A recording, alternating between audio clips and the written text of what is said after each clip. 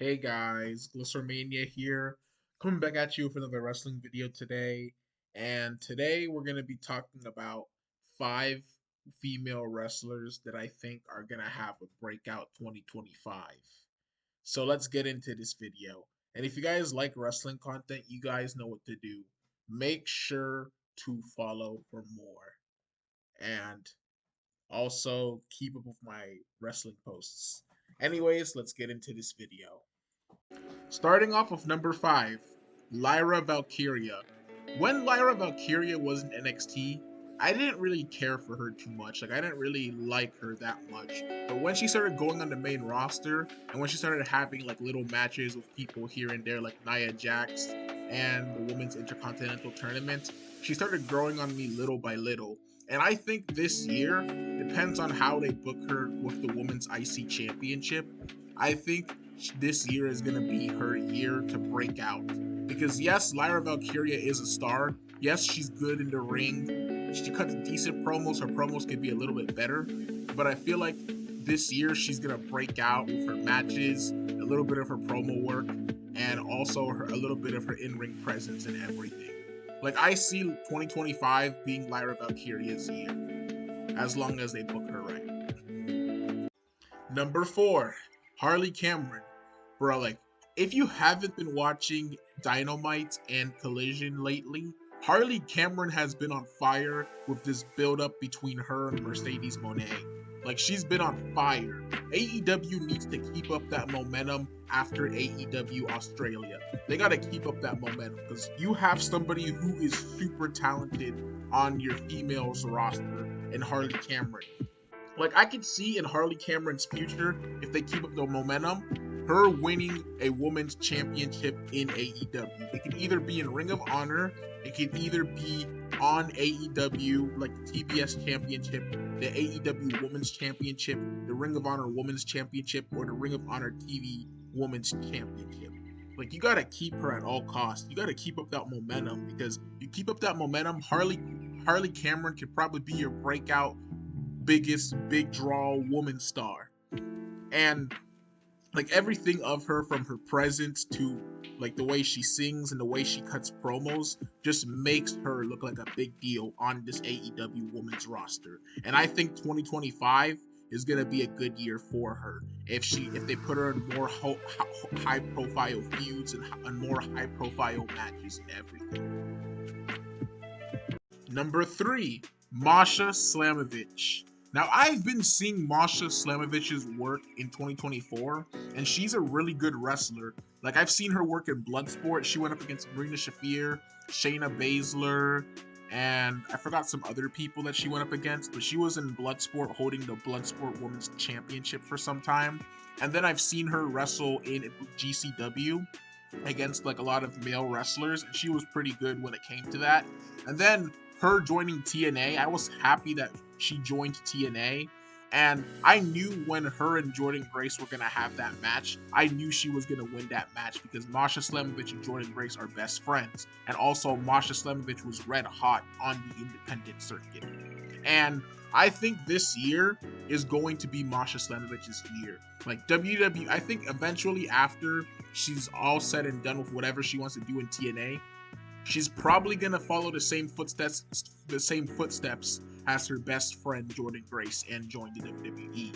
And I think 2025, Masha Slamovich is gonna get a lot of recognition, and maybe WWE is gonna like let her get that recognition on NXT, or maybe she's gonna get that recognition on the TNA television.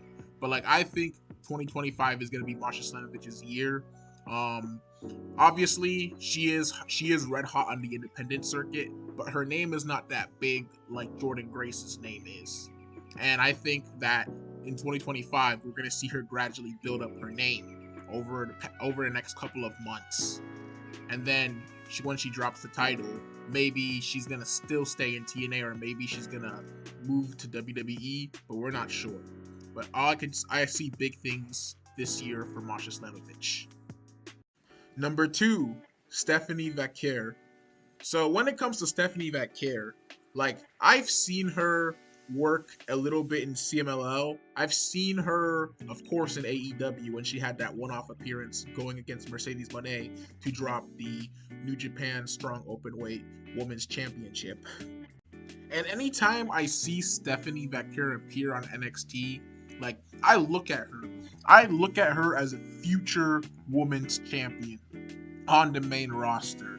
And I think this year they're gonna waste no time with her when it comes to featuring her in more high profile matches or even having a match against Julia, maybe at Stand and Deliver, or maybe like sometime down the road in the end of this year.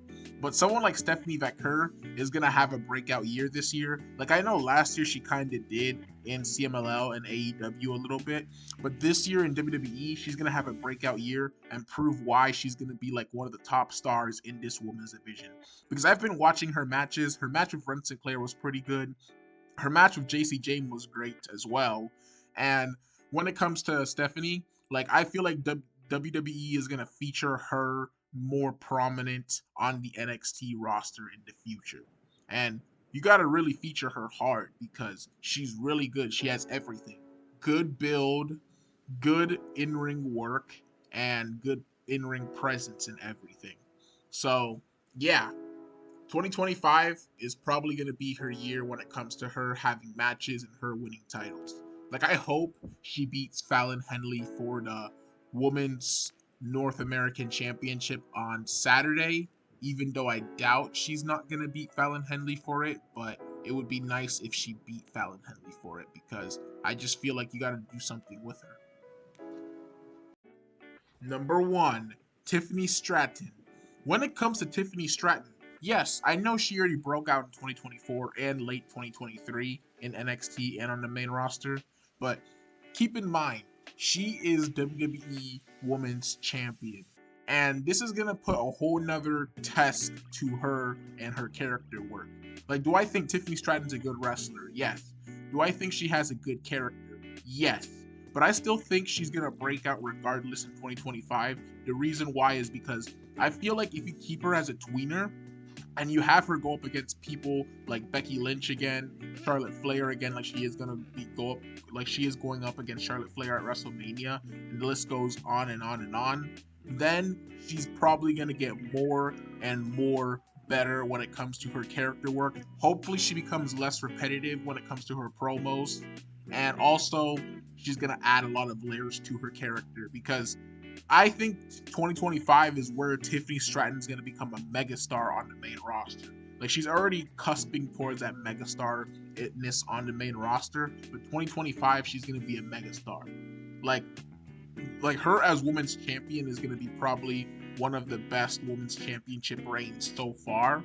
And I just hope that this year she's booked well and she has a lot of good matches and a lot of good feuds with people because Tiffany Stratton is a future Hall of Famer. Who do you guys think that's going to be the woman's breakout star in 2025? I would like to hear your opinions in the comment section down below. And if you guys like more wrestling content, you guys know what to do. Make sure to follow for more because your boy is going to do what your boy does with wrestling content. And also, I also want to say I'm probably going to be back on TikTok soon. I don't know how soon it's going to be, but I'm probably planning on being back on TikTok. So, yeah. Make sure to follow for more if you guys like my wrestling content, and I'll see you guys in the next wrestling video. Bye.